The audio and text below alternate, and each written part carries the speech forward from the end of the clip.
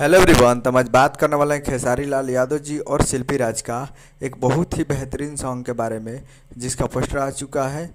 और इस गाने को लिखे हैं कुंदन प्रीत जी और इसमें म्यूजिक दिए हैं रोशन सिंह जी। और इस गाने को गाए हैं खेसारी लाल यादव जी और शिल्पी राज जी, जो कि आपको स्क्रीन के ऊपर दिखाई दे रहा है। जिस सॉन्ग का टाइटल रखा गया है ससुरवा में का करबू, जिसका टाइटल है ससुरवा में का करबू।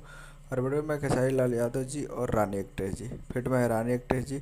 और ये बहुत ही बेहतरीन सॉन्ग है और बहुत ही तगड़ा लेवल का गाना है, ये सुनने में आ रहा है। और कुंदन प्रीत जी का लिखा हुआ है, तो बहुत ही ज़बरदस्त होने वाला है। तो आप लोग तैयार रहिएगा। जी हाँ, ये कमिंग सून है, बहुत ही जल्द आप लोग को देखने को मिलेगा।